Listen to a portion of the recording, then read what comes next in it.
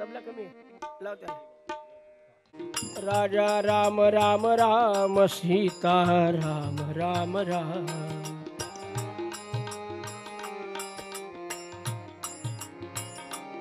राजा राम राम राम सीता राम राम राम.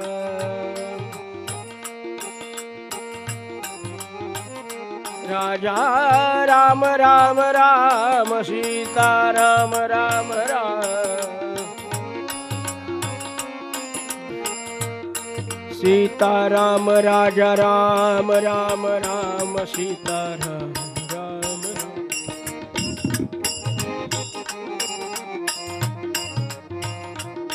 राजा राम राम राम सीता राम राम राम.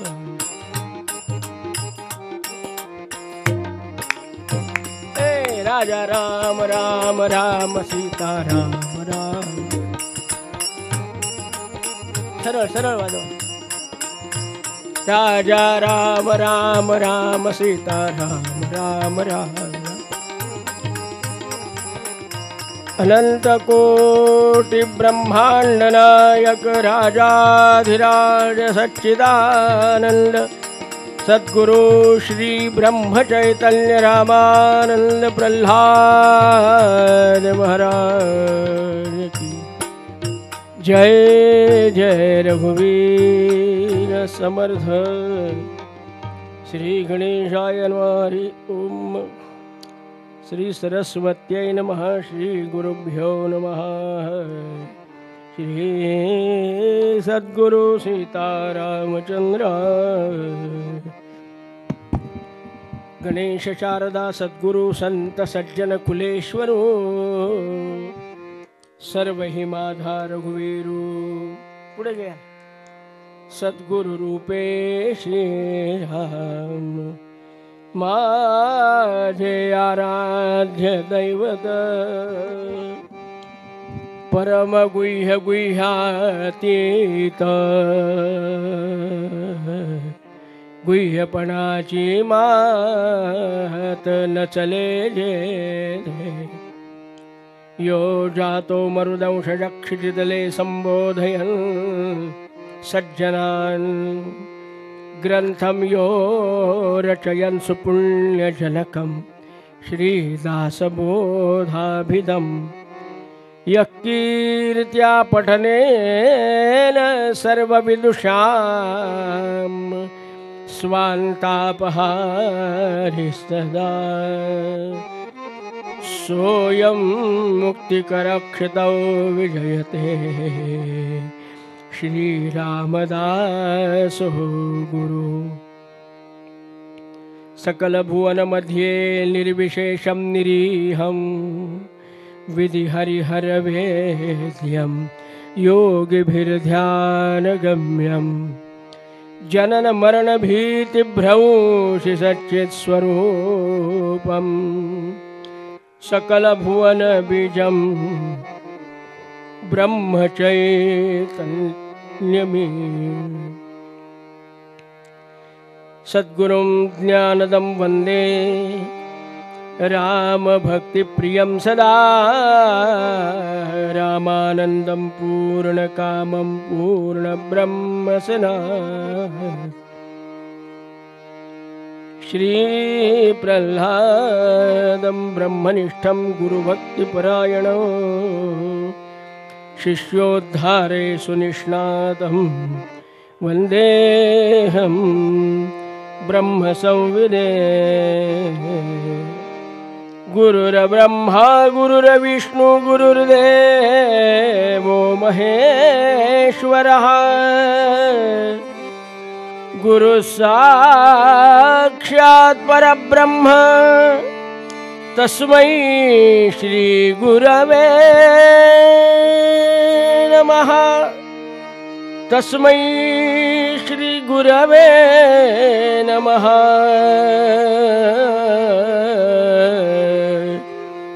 तस्मै श्री गुरवे.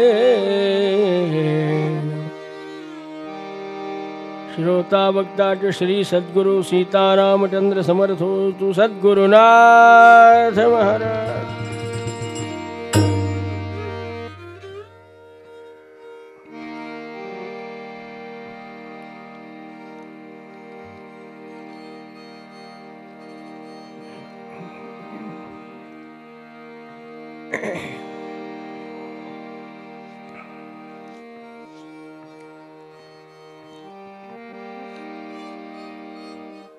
सद्गुरु श्री प्रल्हाद महाराजांच्या जीवनचरित्राचं चिंतन करत असताना त्यांच्या चरणकमलापाशी बसून आपण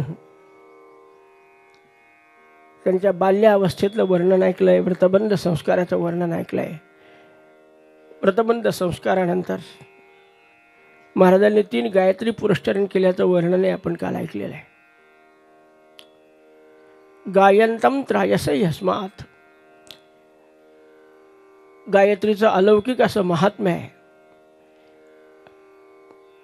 त्यांना कशाचीच गरज नव्हती, कोणत्याच अनुष्ठानाची गरज नव्हती, कारण काल आपलं वर्णन झालंय की आम्ही वैकुंठवासी आलो याची कारण अशी, ते कार्यकारणभाव ठरवूनच आलेले असतात, त्यांना वेगळ्या अनुष्ठानाची गरज नसते। पण त्यांना एक माहिती आहे, मार्ग दावून गेले आधी दया दिली, आणि आमची तुमची सवय आहे, वडिलांनी जसं केलं तसं खालचे करतात। यद्यदाचरति श्रेष्ठ तत्तदेवे तरुजनः सयत् प्रमाणं कुरुते लोकाः तदनु वर्तते। जसे घरातले वडील माणसं किंवा संप्रदायातले वडील संत जे करतात त्याप्रमाणे पुढची पिढी करत असते। आपण गायत्रीचं अनुष्ठान केलं पाहिजे, म्हणजे पुढच्या आपल्या शिष्यांना किमान आपण संध्या तरी केली पाहिजे एवढं भान राहील। आज काय परिस्थिती आहे मी विचारणार नाही कोणाला, हात वर करा आणि खाली करा, काही सांगायचं कामच नाही, सगळ्यांचे खालीच राहणार आहेत।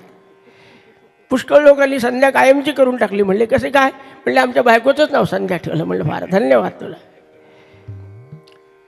3 अनुष्ठानं महाराजांनी आमच्या केले गायत्रीचे, काय अलौकिक। आणि याबरोबर सूर्य नमस्कार, मला आठवतं 1972 सालापर्यंत आपले सद्गुरू प्रल्हाद महाराज म्हणजे पहिल्यांदा खूप घालत होते, पण शेवटी 12 सूर्यनमस्कार, ते 12 सूर्यनमस्कार असे घालत की फरशीवर महाराजांच्या घामाची आकृती उतरली पाहिजे। महाराजांच्या पोटऱ्यातले गोळे असे सळसळ करत होते, दाबाव असं वाटत होतं, काय शरीर होतं आपलं, झिजत असतं, संत झिजवत असतात, आपलं विनाकारण झिजतं। 50 वर्षापूर्वी आपण किती वर्षाचे होतो, आता किती झालो, किती झाकले तरी ते काळे पुन्हा पांढरे होतात, किती झाकू द्या, काय अर्थ आहे का त्या गोष्टीला। आपलं झिजत असतं, संत झिजवत असतात, सदा सर्वदा देव योग तुझा घडावा, त्याचा योग येण्यासाठी शरीर झिजवतात ते संत असतात, आणि प्रपंचामध्ये झिजत असतात ते तुमच्या आमच्यासारखे जंत असतात, त्याच्यातून थोडे वर जाण्याचा प्रयत्न करतात, त्यांना पंत असं म्हणतात। आता आपण संतात आहे, पंथात आहे का जंतात आहे, आपण ज्यांनी आपल्या त्या कॅटेगरीप्रमाणे पाव। 3 अनुष्ठानं झालेले महाराज आमचे, आणि आता रामानंद महाराजांचं दर्शन झालं, काल वर्णन आपण ऐकलं। साखरखेड्याला आणल्यानंतर महाराजांनी काय त्यांची सेवा केली, कोणत्या पद्धतीने त्यांचं स्वागत केलं, त्याचं यथार्थ वर्णन आपण ऐकलंय। अहो, आमच्या प्रल्हाद महाराजांनी रामानंद महाराजांचं असं पायघड्या टाकून स्वागत केलं, म्हणून आज आमच्या पुढे तो आदर्श आहे। आज महाराज आले की आपण आधी पायघड्या टाकतो, रांगोळ्या टाकतो, आपल्याला कोणी सांगितलं असतं? अनेक संप्रदायामध्ये, मी तुम्हाला सांगतो, छाती ठोकपणे सांगतो, अनेक संप्रदायामध्ये आपल्या महाराजांचं अनुकरण पाहून लोक आपल्या संप्रदायात सुधारणा करतात। हां, रौप्य तुला फक्त आपल्या प्रल्हाद महाराजांची झालेली, लक्षात ठेवा। सहस्त्रचंद्र दर्शन शांती त्या काळातले जे संत होते त्यांची सुद्धा झाली नाही का? ज्यांनी रामानंदाला मस्तकावर धारण करून फिरले ना, रामानंद महाराजांनी त्यांना डोक्यावर धारण केलं पहा। हां, ज्याला घरावर तुळशीचं पान ठेवलं पण महाराजांनी त्याला हत्तीवर बसवलं। ज्यांनी रोज रामाला तुळशीचं पान व्हावं त्याच्या अंगावर विमानातून पुष्पवृष्टी झाली. आपण सद्गुरूची सेवा करून पाहावी आणि सद्गुरू काय देतात ते आपण अनुभव घ्यावा. हे आमच्या प्रल्हाद महाराजांनी आपल्या प्रत्यक्ष जीवनातून आपल्याला दाखवले.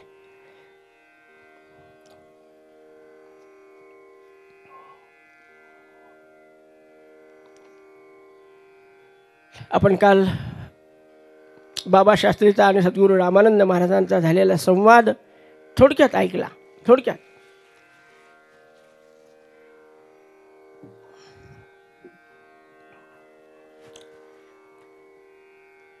आणि तथ्य एकच निघालं. गुरुचरणी पेटी बंद नाही करायची दादा. हो, गुरुचरणी ठेविता भाव, गुरुचरणी ठेविता भाव, गुरुचरणी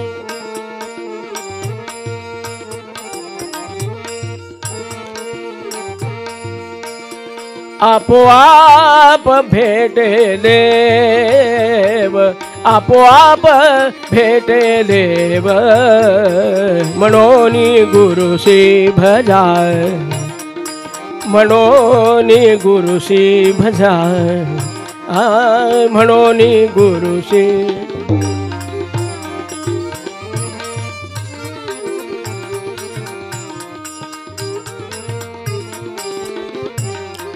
रूप ध्यानासी आणावे, रूप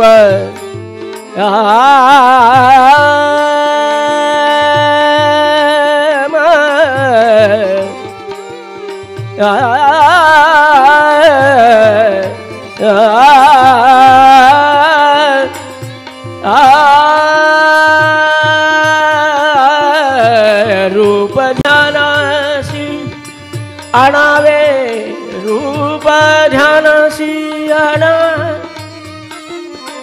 रूप ध्यानासी आणावे, म्हणोनी गुरुसी भजा, म्हणोनी गुरुसी भजावे, म्हणोनी गुरुसी भजावे, गुरुसी भजावे, गुरुसी भजावे.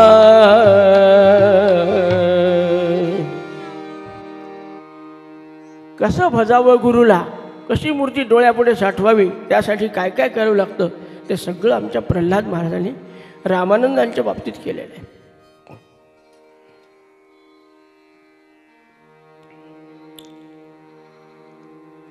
एक महिना साखरखेर्ड्यात मुक्काम आहे सद्गुरू रामानंद महाराजांचा. एक महिना साखरखेर्ड्यात मुक्काम आहे. आमचे प्रल्हाद महाराज सकाळी रामानंद महाराजांच्या आधी उठून, अरे घरचे संस्कारच होते. आपण काल त्यांचं वर्णन पाहिलं की गंगामाय काय, मुकुंद अण्णा काय, किती वाजता उठून काय काय करत होते.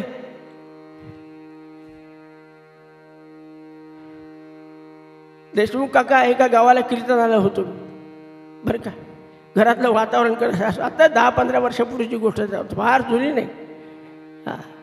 आमच्या गंगामाय सकाळी उठल्यापासून भोपाळ्या म्हणत बसायच्या आणि त्या सुशिक्षित घराण्यामध्ये मी होतो मुक्कामाला.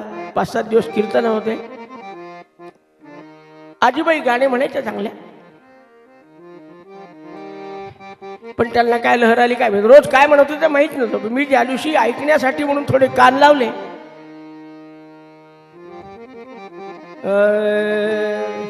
कधी करीसी लग्न माझे तुझ ठावे,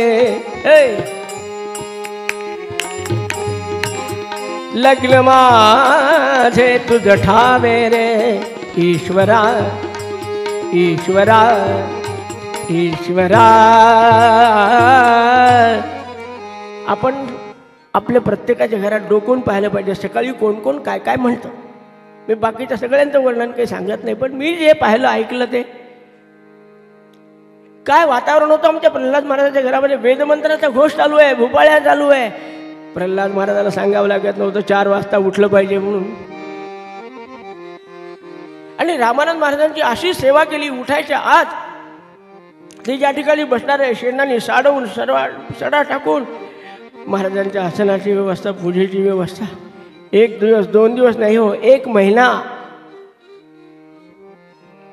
आता इथे 15 दिवस आधीपासून लोक येऊन 2 तास 4 तास 10 तास झटतात, तेव्हा हा एवढा मोठा उत्सव साजरा व्हायला लागला. पण आता आजपासून त्यांना वेध लागले असतील, आता उद्या उत्सव केव्हा संपेल.